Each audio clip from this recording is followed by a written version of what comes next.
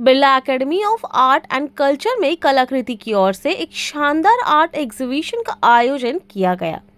इस प्रदर्शनी का शुभ उद्घाटन 10 दिसंबर बुधवार को किया गया।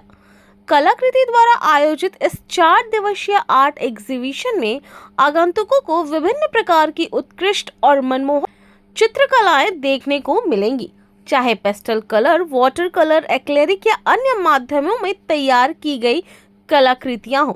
प्रत्येक कला अपनी अलग अलग पहचान और भावात्मक अभिव्यक्ति को दर्शाती है। उद्घाटन समारोह के दौरान कई वरिष्ठ और प्रतिष्ठित चित्रकार उपस्थित थे। इन्हीं वरिष्ठ कलाकारों द्वारा दीप प्रज्वलित कर कार्यक्रम का शुभारंभ किया गया, जिससे पूरे आयोजन में एक पारंपरिक और गरिमामय वातावरण बना रहा। इस आर्ट एग्जीबिशन के आयोजक शुभजीत नाग हैं, जिन्होंने कलाकारों को एक मंच देने और कला प्रेमियों को विविधता से भरी कलाकृतियां दिखाने के उद्देश्य से इस कार्यक्रम का संचालन किया है। यह प्रदर्शनी कला प्रेमियों के लिए न केवल एक दृश्य अनुभव है, बल्कि नई प्रतिभाओं को स्थापित कलाकारों के कार्य को एक ही छत के नीचे देखने का बेहतरीन अवसर भी है। সাধারণত আমরা বছরে দুটো করে করার চেষ্টা করি।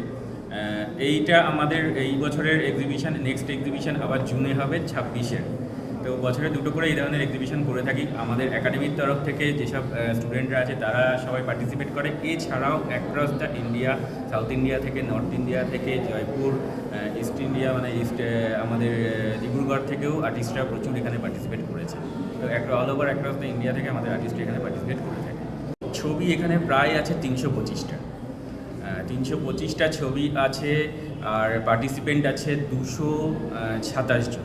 227 জন পার্টিসিপেন্ট, 325টা ছবি টোটাল। বিষয়বস্তু আমরা ওপেন রাখি, যেহেতু অল ওভার ইন্ডিয়া থেকে সব রকম আর্টিস্টরা ছবি দেয়। তাদের কালচারকে আমি চাই তারা তুলে ধরুক। আমি যদি একটা পার্টিকুলার সাবজেক্ট করে দিই, সেক্ষেত্রে তাদের কালচার হয়তো সেরকমভাবে নাও উঠে আসতে পারে।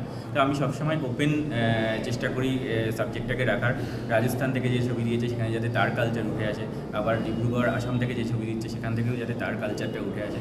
তো আমি সেইভাবে বিভিন্ন কালচারকে এক জায়গায় কালেক্ট করে আমি ডিসপ্লে করার চেষ্টা করছি। এছাড়া এখানে স্কাল্পচার আছে বিভিন্ন রকমের, যেরকম গ্লাসের বিভিন্ন রকম কাজ আছে, পেপার পাল্পের কাজ আছে, পাথরের কাজ আছে, তো এরকম বিভিন্ন রকম সিমেন্টের কাজ আছে, বিভিন্ন রকমের স্কাল্পচার আছে।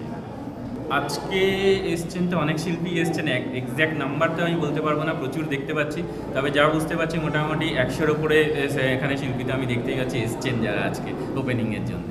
গেস্ট অফ অনার আজকে ছিল হচ্ছে মিস্টার নাইজেল আকারা, যিনি অ্যাক্টার টলিউডের।